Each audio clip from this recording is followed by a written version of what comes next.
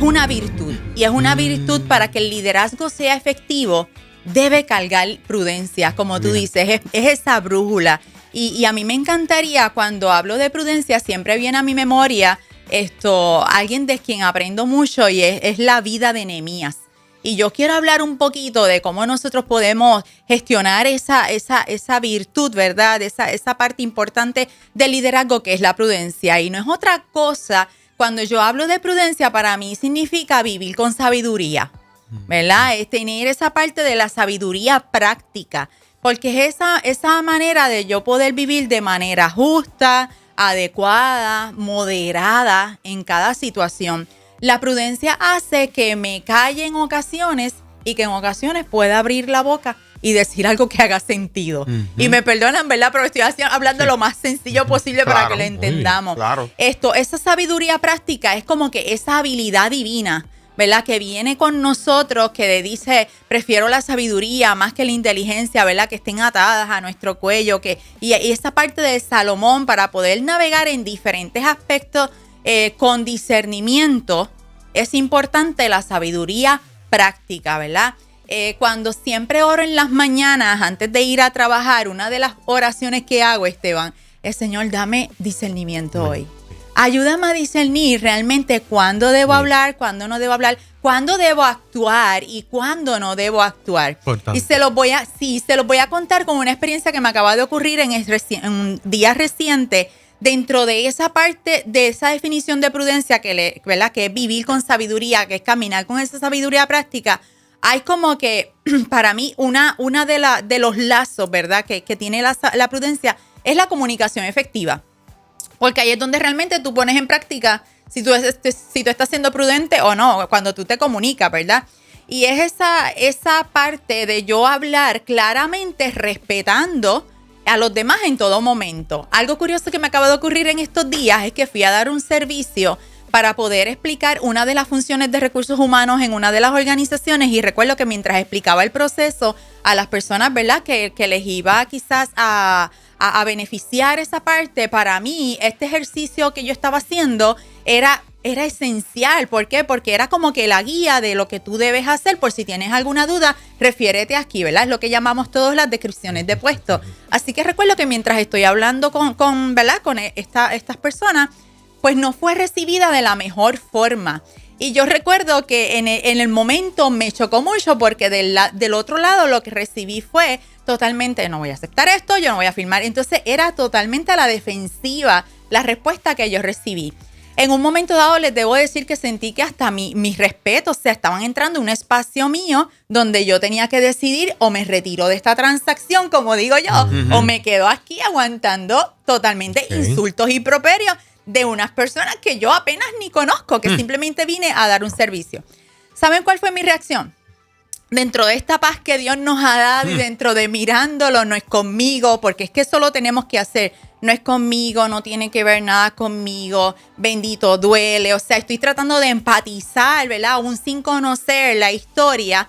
Que eso es algo que uno tiene que aprender a desarrollar. Miren, yo lo que hice fue que dije, pues entiendo, ¿verdad? Que respeto la posición, respeto su decisión. Sin embargo, no tengo por qué estar aquí sentada tolerando faltas de respeto, así que yo me retiro y recogí mi cartera. Y cuando me voy a ir, ahí como que todo el mundo reaccionó y dije que no, ¿verdad? No estoy, cuando estemos listos para tener una buena conversación, pues entonces retomo el tema. Era algo que era beneficioso, pero lo que traigo como ejemplo, porque esto pasa todos los días. O sea, alguien no está de acuerdo con algo y yo como líder tengo la responsabilidad de, no es conmigo, no es personal, hasta donde yo soy prudente y puedo callar, ¿verdad? Y manejarlo de otra forma. ¿Por qué? Porque en la medida en que nosotros respondamos, en la medida en como tú reacciones, es como va a estar el equipo luego. Claro, y qué interesante que usted tuvo el termómetro, que eso hay que tenerlo constante. Créeme, han sido los años. De decir, ok, vamos a detenerlo aquí. Sí. Porque a veces en la insistencia hay que tocar, hay que resolver, se entra en una discusión como que perdemos la noción de la conversación y del fin del propósito de la conversación. Claro, ¿cierto? claro. Importante lo que estás trayendo. que inclusive te puede arrastrar a terminar en el mismo escenario simplemente por alimentar un ego. ¿Alimentar el ego de quién? Mío. Por yo querer decir, yo estoy correcta. No, o sea, no hace falta, ¿verdad? Así que uno tiene que aprender, y esto se aprende con el tiempo, esto es un desarrollo. Debe, me gusta siempre utilizar, ¿verdad?, los términos, porque el tener, pues, es obligatorio, a veces hasta impuesto, ¿no? Deberíamos desarrollar la habilidad, como hizo Nehemías, de manejar un modelo de liderazgo prudente. Fíjese que Nehemías supo qué botones apretar en qué momento. A mí me encantó porque ese primer botón de él fue oración antes de actuar. Aquí buscó la dirección divina para poder presentarse ante el rey. Un poquito la historia de Estel, ¿verdad? Ella buscó esa dirección. ¿Qué es lo que tú quieres que yo haga? Ok, me toca levantar un muro, pero ¿cómo lo vamos a hacer? Espérate, vamos a pedir la dirección, vamos a pedir la guía, ¿verdad? Vamos a pedir las instrucciones, como cuando vamos a montar un tablillero, como cuando mi esposo esta semana estaba montando precisamente un tablillero y de momento lo veo que está sacando una de las piezas como 3 veces y le dije, ¿leíste las instrucciones? Sí, las leí, pero revísalas tú. A lo mejor estoy dejando un paso que no me está funcionando. O sea, y eso nos pasa en ocasiones. A veces nosotros como líder debemos tener mentores. Debemos tener asesores siempre detrás que nos ayuden en esa parte donde, oye, estoy nublado, estoy opaco. ¿Quién me puede ayudar? Y ese primer paso de Nehemías fue orar antes de actuar. El segundo, Nehemías me encanta porque él hizo una planificación estratégica. Él desarrolló un plan detallado de cómo iba a reconstruir los muros de Jerusalén. Él tenía un plano, él tenía un croquis, ¿verdad? Él tenía esa parte donde aquí, primer paso, 2, 3, 4. Y eso es importante en el liderazgo de prudencia. Va a haber ocasiones en que no todo lo que se hizo en el primer plano funciona. Y debemos estar abiertos a ser flexibles. Y cuando soy flexible, cuando tengo una visión de sabiduría, cuando puedo escuchar, cuando sé que no necesariamente tengo las respuestas, pero por ahí dicen que es mejor a veces tener el teléfono del que sabe que saberlo todo, ¿verdad? Y yo creo mucho en eso porque no necesariamente lo tengo que saber todo. Miren, ayer precisamente vengo trabajando un área que yo la hago todo el tiempo y yo sé cuál es la respuesta, pero yo terminé la noche diciendo, ¿sabes qué? No voy a gastar mi energía en esto, mañana se lo paso al licenciado, porque para eso estudió, para eso él sabe, así que mejor el teléfono del que sabe, ¿verdad? Y llamar quizás, por ejemplo, una licenciada Nora, que la amo porque hago proyectos con ella, y le pasamos las cosas al que sabe, aunque nosotros pudiésemos por la experiencia tener las herramientas, pero realmente hasta dónde, ¿verdad? Vamos a apoyarnos, vamos a escuchar el mentor. Y eso es tener prudencia, eso es caminar con sabiduría. Lo tercero, una organización eficiente. Él oró antes de actuar, él planificó estratégicamente y él organizó, él distribuyó las tareas. Él sabía las habilidades y las ubicaciones. Él sabía quiénes vigilan y quiénes construyen. Él sabía quién descansa y quiénes accionan, ¿verdad? Y tener esos espacios de poder distribuir es importantísimo. Eso es una organización eficiente. Sí. Y más que eficiente, siempre creo en la palabra de efectivo, ¿verdad? Cuando soy efectivo es que estoy alcanzando resultados, es que estoy mirando para atrás y estoy viendo que en mis hijos tengo resultados. Cuando lo hemos trabajado prudente, cuando no pienso que lo sabemos todo. Miren, a nosotros nos ha bendecido tanto, los 2 muchachos que se han criado en casa, que caminan con nosotros por todos estos años, nos han bendecido tanto en estas semanas porque vimos cuánto han crecido a nivel emocional y espiritual. Verlos a ellos orar por su papá, orar por su mamá sin nadie pedirlos, cubrirnos en oración. Para nosotros ha sido una bendición, Jerry. Y se lo digo porque mamá, papá, no te canses de sembrar en tus hijos, de esa semilla que tú les has dado. Créeme que en tu liderazgo prudente vas a tener respuesta. Y el cuarto, enfoque ante oposición. Y aquí, ¿verdad? Un poquito la experiencia que les traje al principio es eso, él mantuvo la calma. Nehemías sabía cuándo mantener la calma, la sabiduría frente a amenazas y obstáculos. Esto se desarrolla, Jerry. Si nuestra vida está llena de cortisol y de conflicto todo el tiempo, desarrollarlo es un poquito más complicado, pero no es imposible. Y yo creo que la prudencia es algo que debe caminar con nosotros más en estos escenarios. Sí. Pues donde quizás tenemos un micrófono de frente, lo que voy a decir no sabes a cuánta gente va a impactar, pero yo te aseguro que impactas a alguien, ¿verdad? Y saber estas partes de poder hablar en el tiempo adecuado, pidiendo una dirección, haciendo una oración y el discernimiento qué es lo que está mal y qué es lo que está bien de acuerdo a esos valores, ¿verdad? Esos principios que tenemos, va a ser bien, bien necesario para poder avanzar. Cuando se está dando una recomendación en el ámbito de la nutrición, se le pudiera describir una serie de factores, conductas y estilos de vida a una persona que, por ejemplo, tiene un diagnóstico de diabetes. Entonces, he visto que le dicen evita esto, evita esto, evita esto, pero también le dicen esto no lo vas ni a mirar. ¿Con qué riñe la prudencia? Es la pregunta. Basado en aquello como ¿con qué riñe la prudencia? Cuídate que este es el peor enemigo para que puedas ser prudente. Es esa parte de no lo toques, tú no sabes dónde estaba. Aquí, cuando tú veas esto en el escenario, cuando se presente en el escenario esto, cuidado, que esto va a atentar contra la prudencia. Sí, y por eso hablo del enfoque. Siempre tengo que mirar cuál es la amenaza y cuál es el obstáculo. Hay cosas que son obstáculos, hay cosas que pudiésemos decir, lo puedo intentar y lo muevo por aquí y toco un poquito. Hay otras que son amenazas y que si las tocas simplemente te van a morder y te van a hacer un efecto inmediato. Y esta es la parte de la gestión de los conflictos. Por eso es que mencioné lo de Esteban, porque Esteban dice, hay quien... y subrayando el ejemplo que puso Esteban ahorita, podemos estar en este escenario y yo como líder estoy trabajando y cae aquella situación que viviste, que tuviste que poner un alto y decir cuando estemos listos, pero posiblemente en mi mente yo tengo, no, es que es la mejor oportunidad que tengo para que esta persona aprenda que aquí los jefes son los que mandan. Entonces, pues, en ese momento realmente yo estoy impartiendo una enseñanza y llevando a... O por el contrario, ese es el peor enemigo en ese momento de la prudencia. En muchas ocasiones el silencio habla más alto que el ruido que puede estar haciendo gestionando un conflicto. A mí me ha bendecido mucho entrar en calma, entrar en que yo no siempre... Y eso lo escribo en uno de los libros, Matices de Mujer, escribo, lo importante es la relación y no siempre tener la razón. Cuando yo sé que lo importante es la relación y no siempre tener la razón, yo puedo gestionar el conflicto de manera prudente, sabia, en calma. Puedo desactivar las tensiones. Lo que estamos hablando es esa capacidad de calmar situaciones volátiles y volverlas a su nivel, ¿verdad? Que es el ejemplo que traje al principio de lo que viví.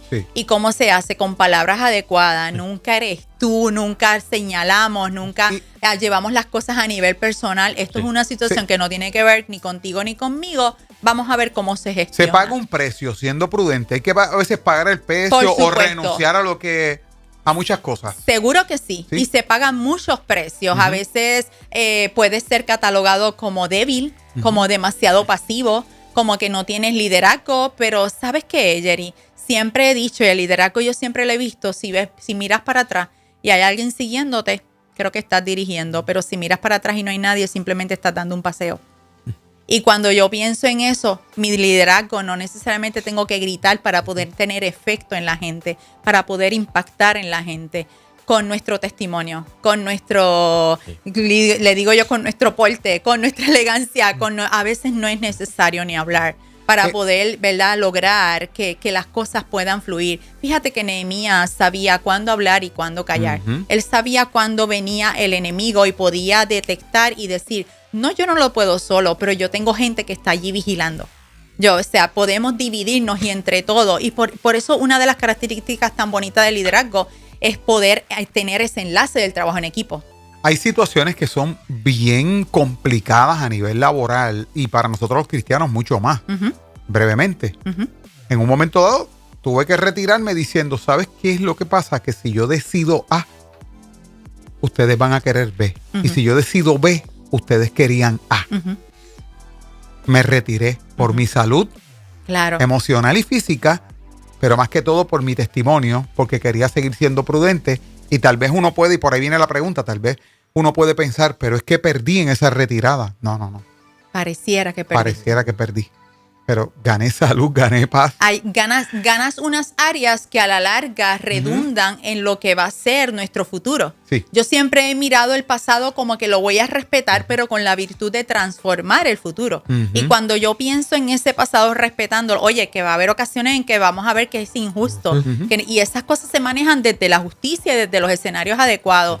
pero no debemos, ¿verdad? Yo siempre hablo cuando estamos trabajando esta parte del desarrollo de nuestros hijos de autoestima, de autoconcepto, de autorregulación. Siempre le he dicho, vamos a ser empáticos, vamos a ser cool con la gente, pero no necesitamos ser la alfombra de nadie. O sea, nadie debería pasar, nosotros no debemos ser el asfalto de alguien más, ¿me entendió? Y o sea, no es pisoteando, hay que cuidar esa parte. Y a mí me encanta cómo Nehemías manejó sus emociones, porque él lloró. Sí. De inicio él lloró. Él vio su proyecto por hacer, lloró, pero supo cuándo hubo que dejar de llorar para accionar. Exacto. Y eso me encanta porque fíjate que es abrazar la emoción sabiendo que, espera, aquí hay un servicio auténtico que yo quiero que dar. Aquí yo tengo que dar. Aquí hay una instrucción del cielo. ¿Cómo yo lo voy a hacer para que esto funcione? No se trata de mí, se trata de todo un pueblo. Se trata de todos los muros. Así que, ¿cómo lo hacemos? Así que fomentó la unidad. Y el líder debe siempre buscar a fomentar la unidad. Me da mucha tristeza cuando veo líderes que son los primeros que crean el conflicto. El 9%, voy a dar esta data, el 9% de los líderes a nivel de Estados Unidos, bajo la American Training Association, establecen que son los causantes de los conflictos en los lugares de trabajo. Para mí un 9% es demasiado, Esteban. Wow. O sea, puede ser, doctora, que cuando definimos liderazgo versus jefe, en esa posición, si las pudiéramos separar, que debe de estar separada, a lo mejor no la categorizamos correctamente, ¿verdad? Y a lo mejor hay gente colocados en la categoría de jefe, pero no de líder, que los conceptos y sus conductas son diferentes. Sí. Entonces, podría ser que tenemos mucha gente diciendo, soy líder y es un jefe. Sí, y fíjate que no culpo al jefe.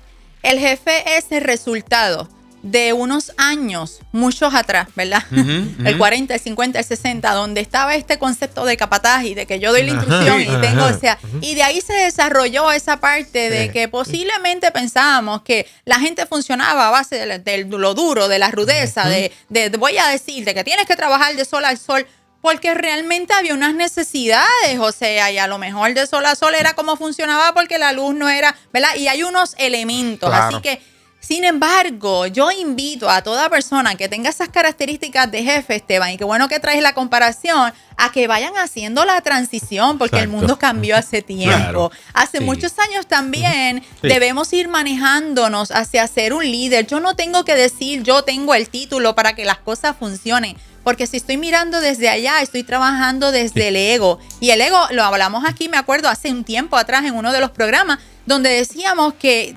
trae, no es malo, ¿verdad? El yo cuidar esa parte, pero debo tener lo que alimenta el ego, no necesariamente me trae bendición. Qué bueno que trae eso, doctora, porque creo que debemos de ir cambiando para poder anticipar ciertas situaciones. Sí. Debemos de ir moviéndonos de ser jefe o de esas características, como usted dice de antes, a líder, porque eso hasta se ha metido en todas las áreas. Sí. O sea, no es tan solamente en el área laboral, también en el área eclesiástica, se ha metido en la casa. Esa formación, esas características.